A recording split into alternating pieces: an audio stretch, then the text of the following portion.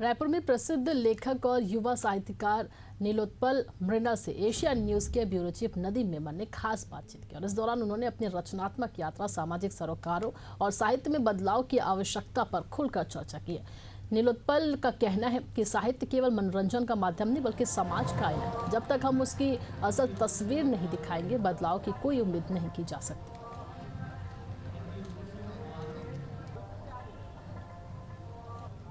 यूँ तो साहित्य पे बहुत ही नाम है, लेकिन आज हम एक ऐसी शख्सियत से चर्चा करेंगे जिसने युवाओं को एक नई दिशा दी, जिसके अंदर देसी ठाठ नज़र आता है, अल्हड़पना, देसी अंदाज जिसके मंचों पे हम आसानी से देख सकते हैं, क्योंकि बनावटी दुनिया से बहुत दूर नीलोत्पल नज़र आते हैं। हालांकि उनकी दो बड़ी मैं बुक का जिक्र करूंगा, डार्क हॉर्स और औघड़, जो राष्ट्रीय स्तर पे इनाम भी पाई है और लोगों में प्रचलित है। हमारे साथ मौजूद है। पहले तो आपका स्वागत है। बहुत बहुत आपका धन्यवाद एशियन न्यूज़ के दर्शकों श्रोताओं से हमें जोड़ने के लिए बहुत बहुत। देसी ठाठ और अंदाज के लिए जाने जाते हैं।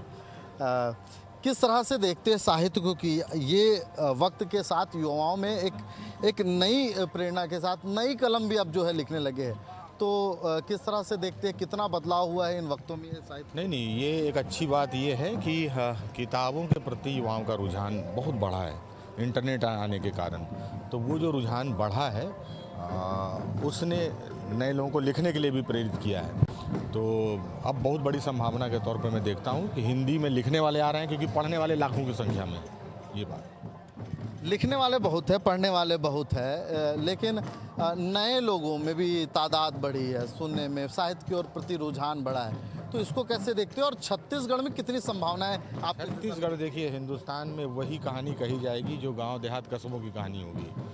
आम आदमी की महागाथा को ही जब दुनिया के सामने लाएंगे, वही दीर्घजीवी होगा। तो छत्तीसगढ़ जैसे राज्य में जो किसानों का राज्य है, जो ग्रामीण राज्य है, जो गांव कस्बों से बना हुआ राज्य है, यहाँ की कहानियाँ अगर दुनिया के सामने जाएंगी तो वही दीर्घजीवी होंगी।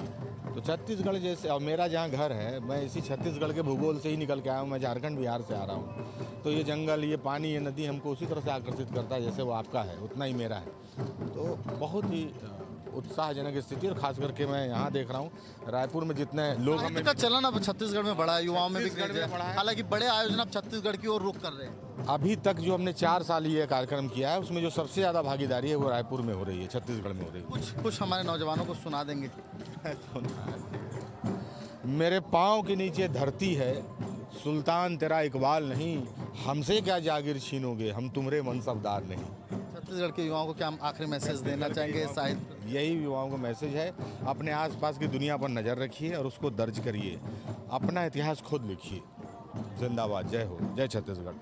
तो ये थे नीलोत्पल, जिनकी किताबें अपने आप में बोलती है, जिसका अल्हड़ अंदाज बहुत कुछ कहता हुआ नज़र आता है। हालांकि साहित्य और कला के क्षेत्र में छत्तीसगढ़ जिस तरह से नई दिशा तय कर रहा है, आने वाले वक्तों में हिंदुस्तान के मानचित्र में और बड़ी उपलब्धि छत्तीसगढ़ के नाम निश्चित ही दर्ज होने वाली है। कैमरामैन आर के प्रसाद के साथ नदीम मेमन, एशियन न्यूज़, रायपुर।